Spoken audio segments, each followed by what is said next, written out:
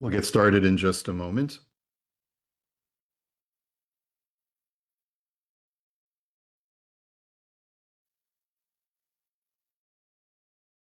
Okay, hi. This is Danielle Karupkin speaking to you from Thornhill, Ontario at the Bayit on behalf of webyeshiva.org, a platform of Torah education emanating from Jerusalem.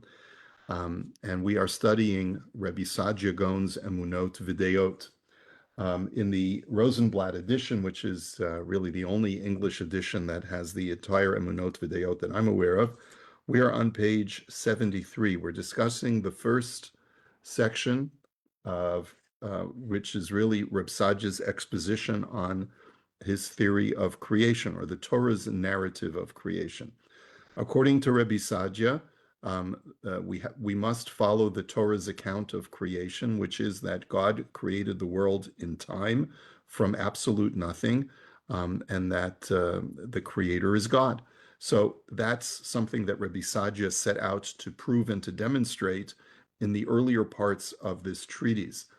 But where we are in this work is that a good Kalamist, which is Rebbe Saadia uses the Kalamist method, is of the belief that in order to verify the truth of something, not only must you prove it positively, but you must also eliminate all other models, all other possibilities. So in addition to the Torah's narrative of creation, Rebbe Saadia provides us with an additional 12 theories of creation. Some of them have slight overlap to each other. And we are now going to cover out of the 13, number 1 being creation, and then the additional 2 through 13, the other ones that Reb Saadia will reject. We're up to numbers 9 through 11 today, and that's what we're going to cover. So I want to share the screen with you so that we can go through the outline, which will help me and hopefully will be of use to you as well. As we mention every week, these outlines are available to download in one of two places. One is the Facebook group Shiur in More Nevuchim, and we recommend that you join that Facebook group so that you can get updates about when we're having our shiur next. And the other place is the webyeshiva.org website in the course description for today's shiur. So today is creation by, there are the 3 models that Rebbe Saadia is going to present to us today. Is the first model is called creation by chance. The second is eternal existence. That should be familiar to you if you've been studying with us Maimonides' Guide for the Perplexed. That's the Aristotelian view. And then we have something really cool and fancy called epistemological relativism, which I hope to make a little bit simpler than what it sounds. The question is, can I put them in the in the chat as well? The handout. It's a good idea, but I don't have it set up for today, so please forgive me. But in the meantime, you certainly have access to the handout. So in our previous shiur, we discussed Rebbe Saadia's presentation of 3 additional theories of cosmogony, of the origins of our universe, based on creation from primordial ingredients. And Rebbe Saadia set out to reject all 3 of those. In this shiur, we continue with theories 9 through 11 out of 13. Rebbe Saadia continually returns to his 12 original logical arguments for the Torah's account of creation. And he discussed these 12 logical arguments in the earlier part of the treatise, chapters 1 and 2 of treatise number 1, and builds on them with each new theory presented, explaining that each new theory he presents is refuted by these 12 arguments, and then he provides additional unique arguments disproving each theory. And that's the reason why we constantly encounter through each one of these refutations, he says, in addition to the 12 that I've already presented, here are another X number of arguments against this particular model or theory. The 12 arguments can be broken into 3 categories of 4 arguments each. And really, the 3 things that Reb Saadia set out to prove based on the Torah's narrative of creation is the world, or what we call reality, was created anew at some point in time. Number 2, reality could not have created itself. It needed a creator, which we call God. And number 3, creation was ex nihilo, that is from absolute nothingness. And so we refer you back to our notes. If you want to review that, you can listen to our shiurim on treatise 1, chapters 1 and 2, to review the arguments in detail. So we're going to just assume that you have those already, And then we're going to take a look at the next three models. Model number 9 is what Reb Sadia calls creation by chance. And again, this is one of those ideas that was circulating in Rebbe Sadia's time. And the argument goes like this: there was no premeditation, there was no intelligent designer, there was no creator, either sentient or inanimate, like the elements that were the source of creation. How then did creation take place? These people respond that at some point in time, a group of elements of an unknown nature coalesce together, forming pressure against each other, and through that pressure, the lighter products of this collision rose upwards to form heaven and the celestial bodies. The heavier products went downwards, and moisture formed on top of them. That's oceans and seas. And a lighter product rested on top of the moisture and formed an air buffer between the earth and the heavens. So essentially, without going into any greater detail, everything just happened by chance. Now, does that sound familiar to you? Does it sound like something that you might be told about the Big Bang, that everything happened by chance? That seems to be those scientists who subscribe to naturalism, like Sean Carroll, and whose writings are very, very popular today, um, uh, offers an account of cosmogony as the Big Bang and how did the Big Bang take place. And he's got this whole idea about, when you look at swirls in a cup of coffee, of how the cream mixes with the coffee, you notice that patterns can form even by chance.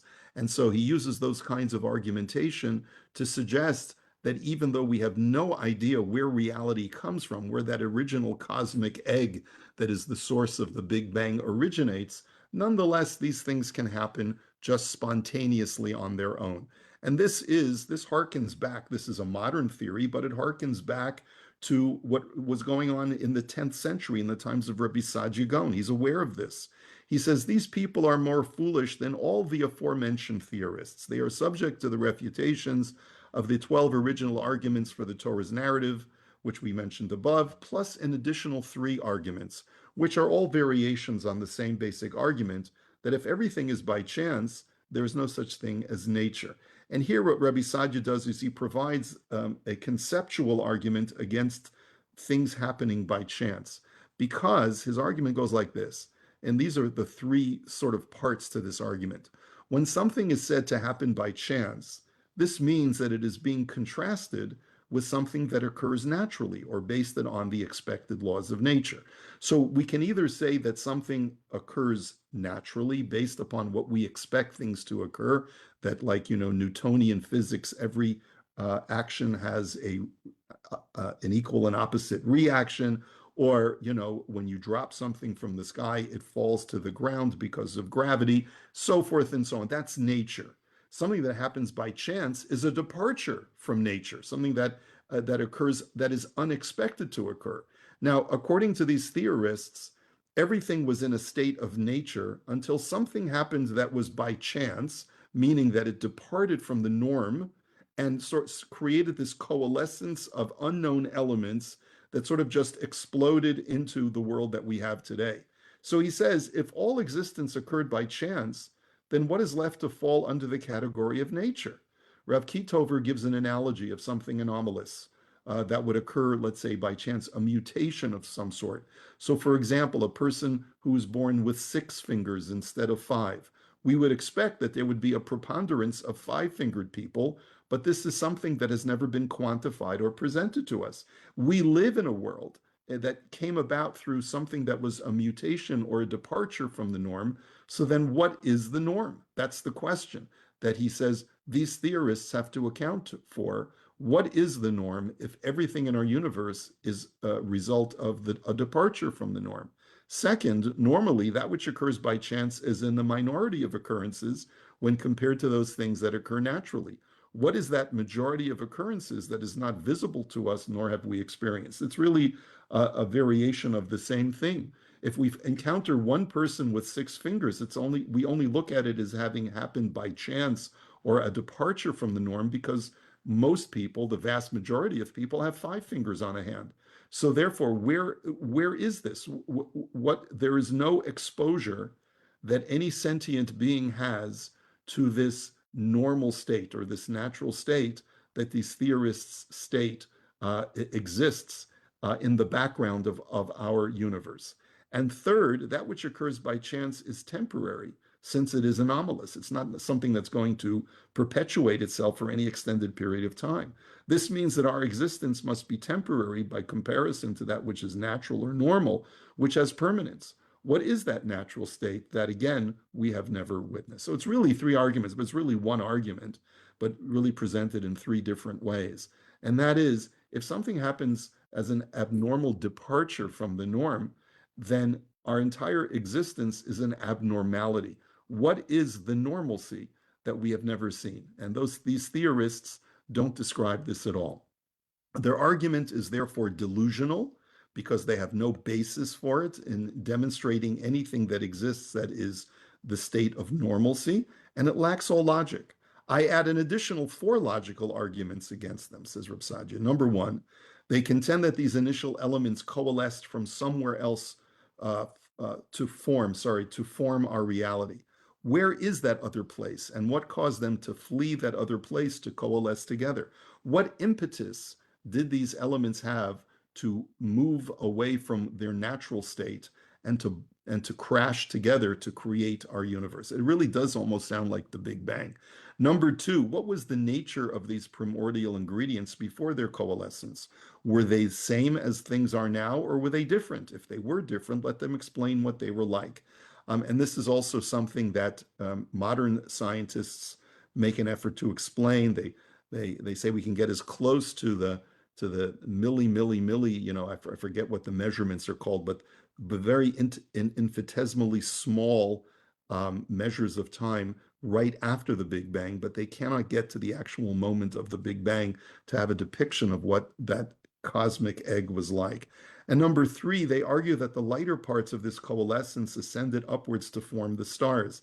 They seem to be under the impression that stars are fluffy or light things and are like small pebbles or pearls. They fail to grasp what we now know, that each star is colossal in size and that it is only each star's distance from us that makes them appear small. So how could you argue that the lighter elements wafted and elevated up into the heavens when a star, a sun, a moon, a planet is massive in size and is massive in weight and mass?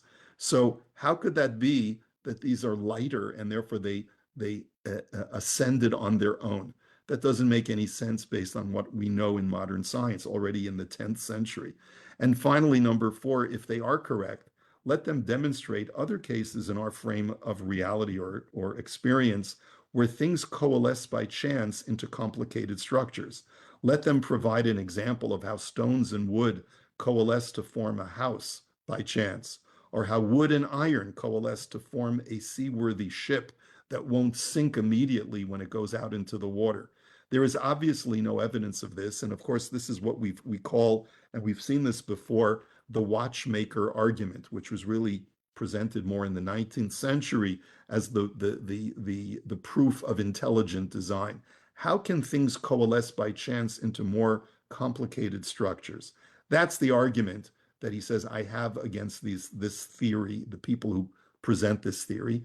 Things like that don't happen by chance. And the way, we have so many of our other medieval commentaries using this very same argument. Ibn Ezra uses the argument that if you found a beautifully crafted poem written in beautiful handwriting, would you say that an inkwell just spilled and the letters by chance coalesced into this beautiful poem with beautiful handwriting?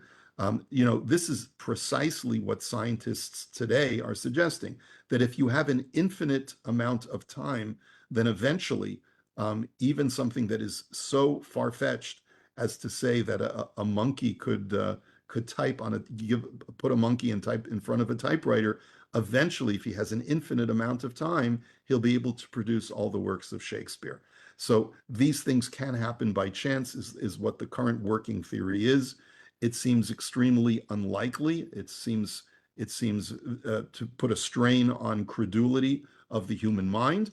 But nonetheless, Rabbi Sadia says, this is what these theorists put forward. It doesn't seem credible. These 7 additional arguments added to the original 12 refute this model, plus the fact that the Torah model is supported by the miracles that were shown to an ancient people, the Israelites, to show them that God, who was taking them out of Egypt, also corroborated the account of creation.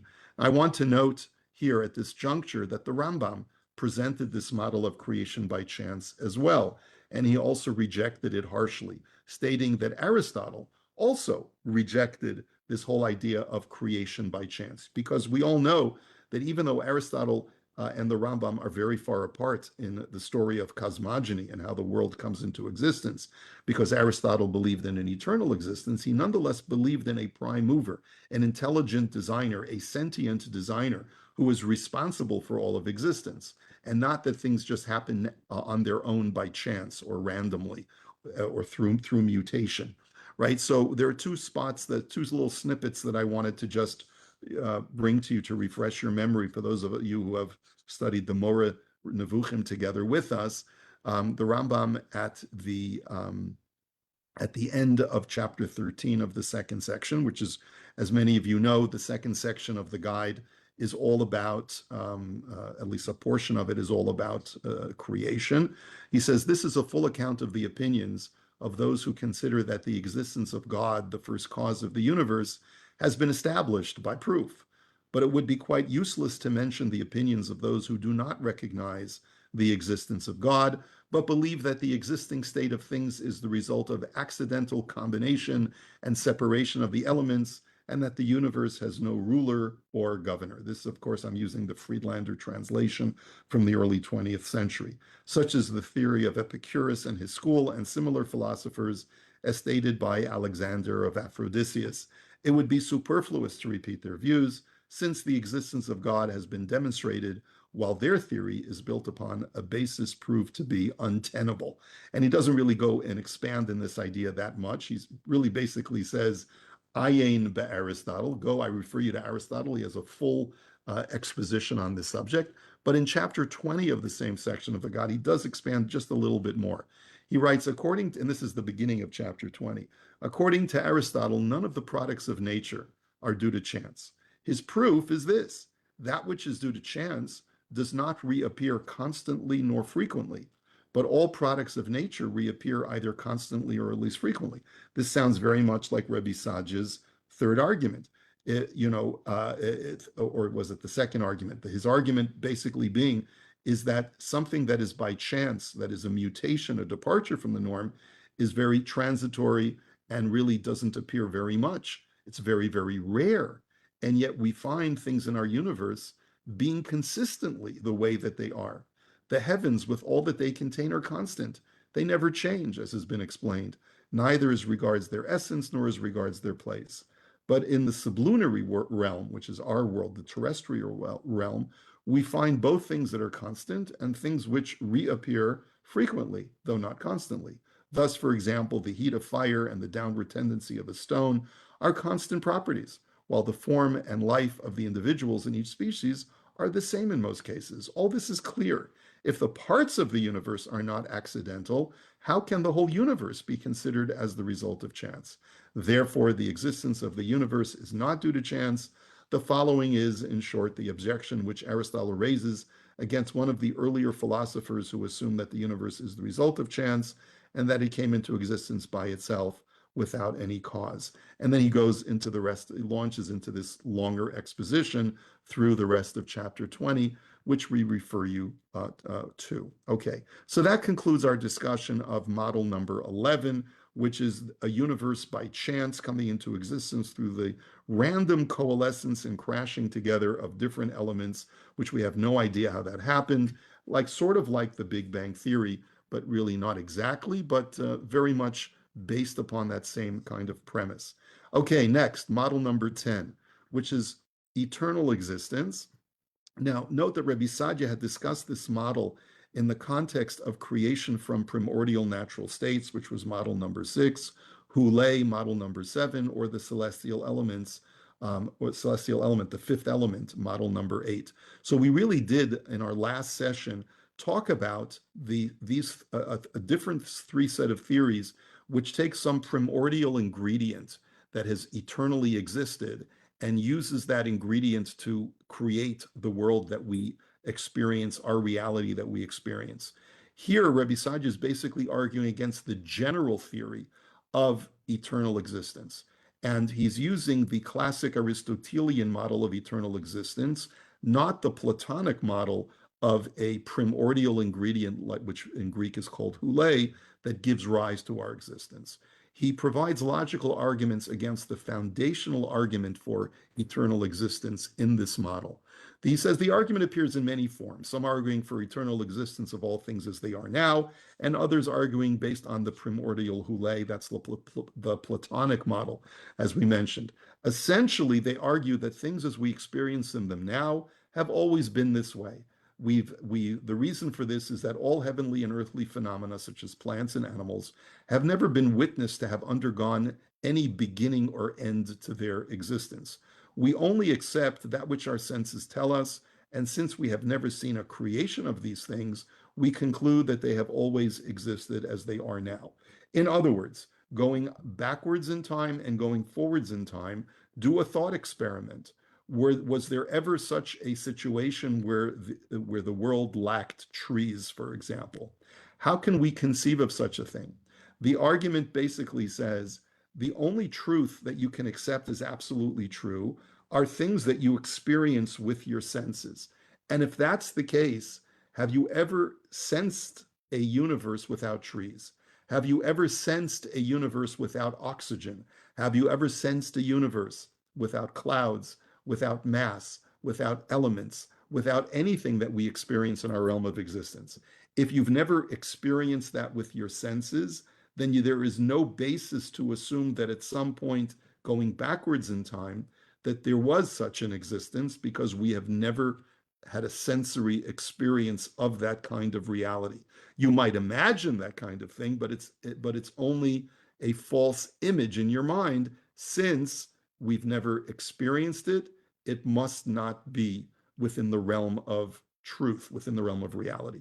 So the very basic premise and the belief in eternal existence, that things as they are today have always been that way, is because the only arbiter of truth is our sensory experience, what our eyes tell us and what our ears inform us through hearing, and what our noses tell us through our sense of smell, what our tongues tell us through our sense of taste.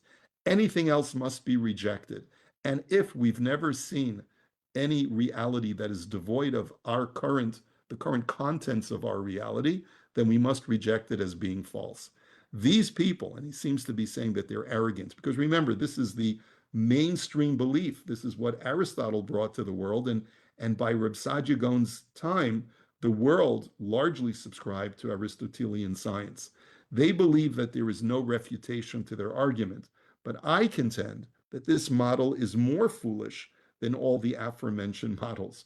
The theme, the common thread that runs through all of these 12 models that Rabbi Saadia presents is that for each one he says, this is more foolish than all the ones that came before. With God's help, I will bring them under my rod of disputation. Like he gives us this image of like a man with a very large stick who's going to be beating down all of these arguments until I force them to submit to my arguments. Rabbi Saadia now provides 8 points of argumentation. Number 1, if they truly believe that they can only verify things that they have perceived with their senses, then all they can definitively state is agnosticism about whether reality was created or not. That is, they cannot know with certainty that it was not created because they never perceived eternal reality. Did you ever perceive an eternal existence? No, you only perceive the here and now. We don't know how long these things have existed. You've never perceived eternity, so you can't know with certainty that things have eternally existed.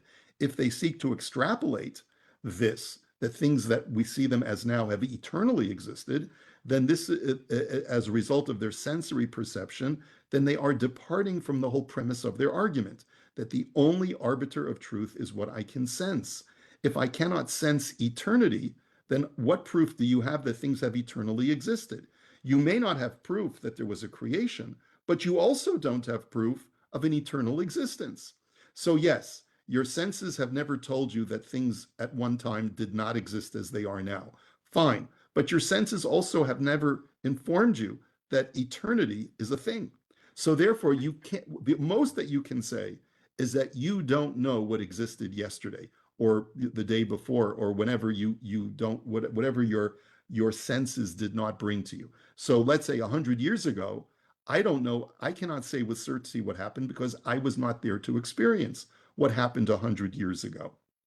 And that's all I can say. I cannot say, well, based upon what I see today, 100 years ago, things were X, right? You can't say that because your senses have not experienced what happened 100 years ago. You may have heard about it, but you did not sense it on your own. That's argument number one. Argument number two, if you ask one of them about a person he has met or a country he has visited in the past, he will tell you about that person, treating these subjects as if they exist in the present. But since he does not perceive them presently, how does he know that Italy, for example, still exists? I may have gone to Italy last summer, but that doesn't mean that Italy still exists if I'm not sensing it right now. In reality, he is culling from only the memory of a sensory perception, which is off limits for these absolute empiricists. If you're not sensing it, then you cannot prove that it exists. And if that's the case, that nothing exists outside of what I am currently sensing, then how do I know that the person that I spoke to yesterday still exists? I don't. And I therefore have to reject his existence because I haven't spoken to him in the present. Argument number three. They integrate their sensory perception to fully comprehend an object that has more than one sensory perceptible feature. For example, if they see a bird and hear its chirping, they perceive their encounter with the bird. But if all we have are our senses and cannot rely on any mental inferences from those perceptions, how can the senses integrate in our minds to provide us an accurate and integrated depiction of reality? In other words, the argument that Rapsadia is making is there is a faculty in our mind that takes all of the separate sensory experiences that we have, the sights, the sounds, the smells, the tastes, and so forth, and integrates those together to make us conclude about certain conclusions about the thing that we are perceiving. If I open my window and I look at a bird that is chirping on the tree and I see its color and I hear its sound, then I conclude certain truths about this bird. But how do I integrate the sight and the sound of the bird? Those are two separate sensory experiences that are being integrated in a non-sensory faculty in my mind that integrates what I have perceived. And if I'm relying on that faculty that is non-sensory, it's only related to my senses, then that in itself is an argument against these empiricists. You are relying on some mental faculty that is not directly related to your senses, that puts together all of the different sensory experiences and makes logical conclusions about them. So that's another argument against these theorists. Argument number four. As proof that our minds process and integrate our perception is that when I see Reuven, just for an example, just a person, and then then am asked if I saw him, I answer yes. This means that my mind has taken a perception from my visual faculty and transferred it to my speech faculty. In other words, I'm able to articulate an idea that I have sensed with my eyes and transfer it into speech, represent my sight in a verbal form. This indicates that a human being has more than just independent senses that provide him with information, but that he processes this data in his mind and integrates it with his other senses. So again, you're using a mental faculty that goes beyond the sensory experience. And number five, their declaration that there is no knowledge other than what is brought to one by the senses, they are tripping themselves up. How can they be certain of this if they have never perceived that which is not brought to them by their senses? On what basis do they reject all other knowledge? Again, a conceptual argument that is related to number one, which is you've never seen an absence of reality, but on what basis do you reject an absence of reality if it's not something that you've never perceived? If the only arbiter of truth is what you sense, and you've never sensed something that is beyond the things that you can perceive, how can you summarily reject them? You can only say, I am agnostic about their existence. You cannot say definitively that they don't exist. And therefore, you cannot say definitively that there was no creation in time. Argument number six, these people experience fear and anticipation. For example, when standing in a dilapidated house, they experience fear that the building's about to collapse. And when they see a pregnant woman, and let's say it's my wife who's pregnant, then I'm hopeful that she will give birth, and I'm thinking about the child that, God willing, she will one day give birth to. On what basis should these people experience these emotions if their basis is things that have not yet been experienced?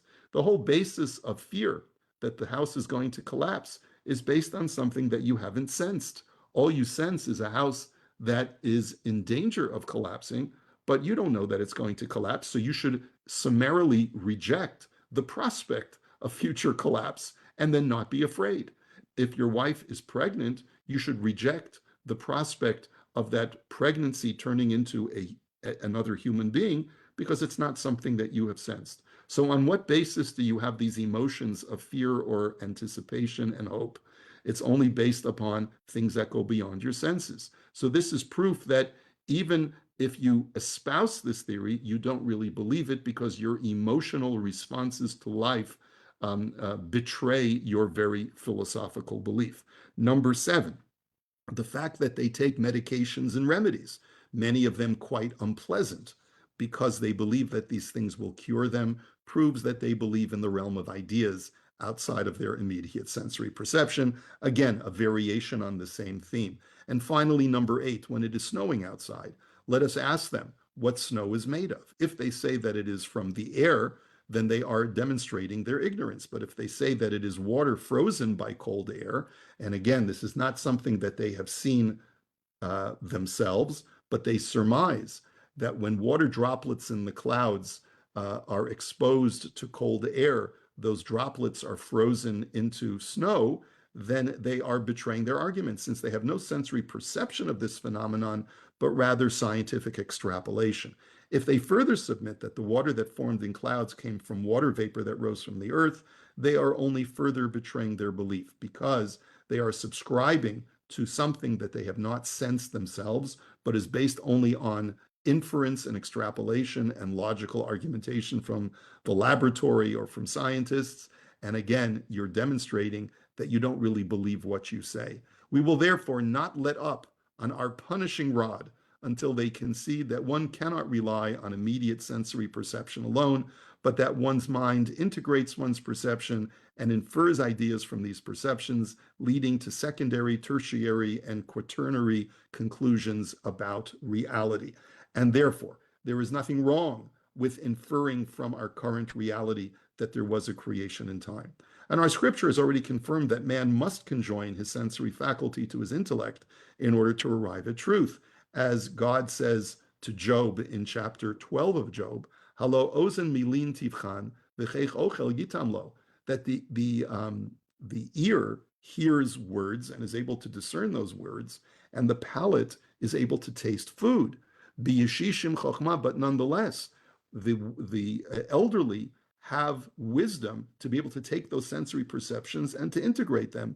V'orech yamim tuvuna, and with the length of days, you gain understanding because you remember those experiences, you extrapolate from them, and you use your mind to take your sensory experiences and expand upon them. So that, he says, is proof that this idea of eternal existence, that is the logical argument for it, which is based on you can only trust what you are sensing right now, is completely false. And finally, for today, model number 11, epistemological relativism.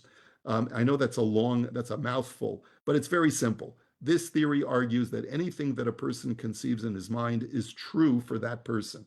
This is an ancient philosophical model that is discussed by Plato, as I'll get to in just a minute. This is the argument, the Rosenblatt translation uses the sophists because that's who Plato quotes as subscribing to this. And they argue that all reality is both eternal and created, meaning that, and that's because the reality of things depends solely on human thinking. If there are some people who believe that the universe is eternal, like Aristotle, and some people who believe that the world came from primordial ingredients, like Plato, and some people who believe that the world was created ex nihilo, like Reb Sajigon and the Rambam and everyone and the believers of the Torah, our sages, then all three are true at the same time. Even though there's an inherent contradiction, but the mind, human thought, is the final arbiter of truth. They are more senseless than all the aforementioned opinions. Now, just a sidebar.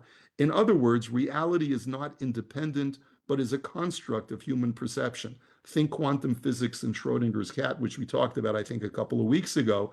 Can something be alive and dead at the same time? We'll see below. In other words, if one person thinks that A is dead and the other person thinks that A is alive, then A is really dead and alive at the same time. So this theory is cited by Plato in his Theaetetus, which is one of Plato's works.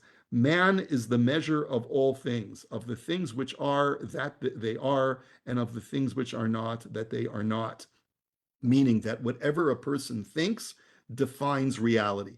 Plato ultimately rejects this view. Socrates, Plato's mouthpiece, argues that if all opinions are equally true, then the opinion that relativism is false must also be true. If I reject this theory, then that's true also. This leads to self-refutation, something which will be raised by Rebbe Sadia momentarily. So the central fallacy of this belief is that they have it backwards. Reality is not defined by ideas, but rather ideas are formed by reality. Our perception is a product of reality. In other words, there is an empirical reality, and our thoughts of that reality are impressed by the reality and not the other way around. Now, I do want to point out that even though Sadia is an empiricist in this respect, that he believes that there's empirical ontological reality and that our minds are a product of that reality, that doesn't necessarily mean that, you know, in the Cartesian or Kantian debate as to whether a human mind is capable of forming ideas outside of empirical reality is something that Rebbe Sadia is getting into at this particular juncture. All he's saying is that you cannot define reality by human thought. Now, modern quantum physics says that the human mind does play a role in defining whether something is a particle or a wave, but that's a very small subset of this larger argument. So let's keep it simple and let's stick to what Reb Sadia is describing for us.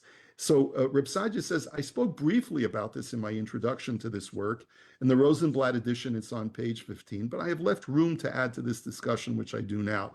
Just to remind us what Reb Sadia had written using the Rosenblatt translation all the way back in the introduction to the Emunot Videot, he says, the praiseworthy wise man is he who makes reality his guiding principle and bases his belief thereon, meaning that you look at the reality and then you make your determinations of what is true based on what you see is true.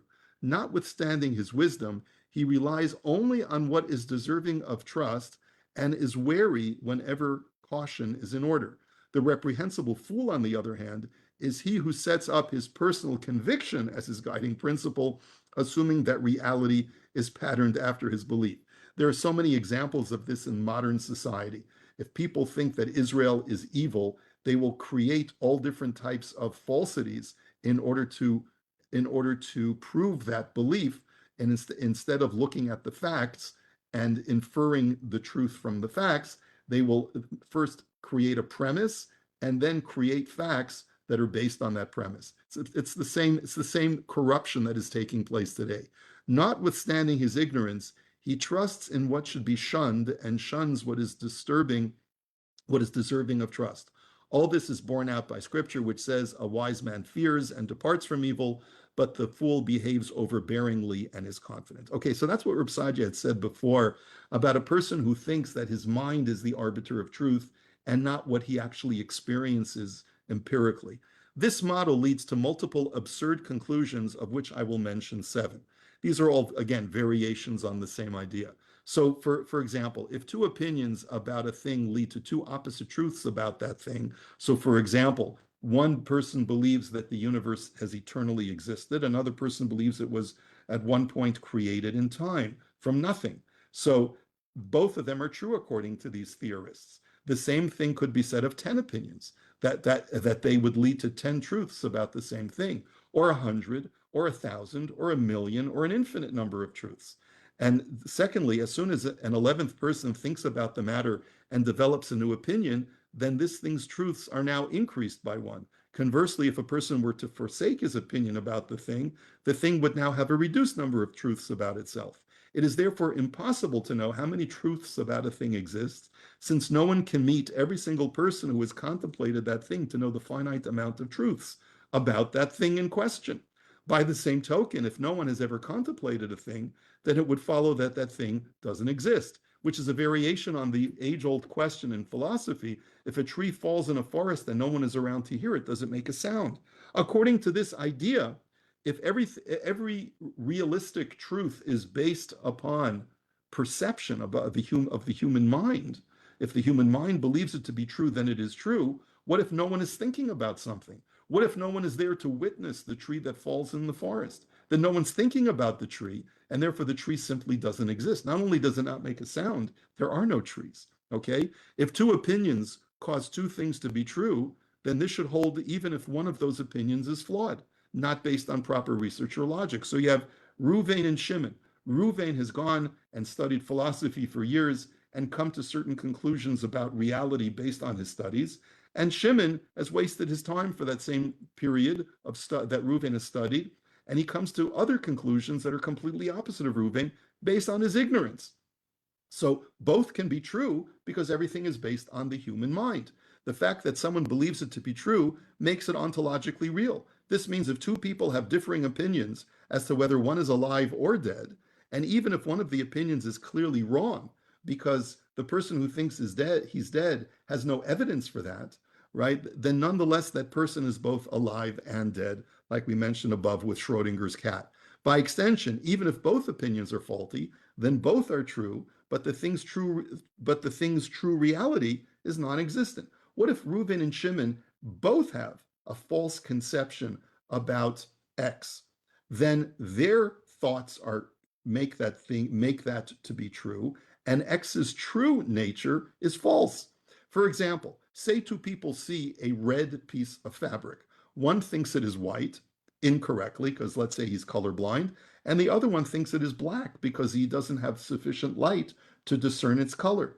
The fabric is now both white and black, and is not red because of these individuals' faulty opinions. So, of course, these lead to absurd conclusions, as we know.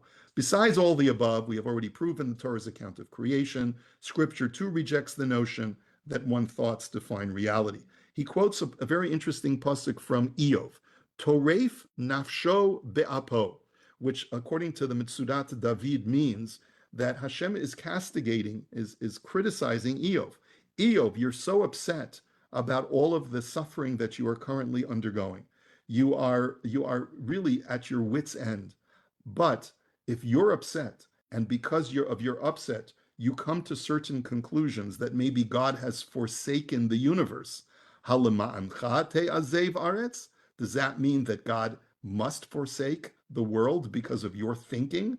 V'yetak tzur mimikomo, and the rock, meaning God himself, has to be uprooted from his place, which is to occupy this world. Just because you think that way, Eob, do you think that defines the reality, that defines truth?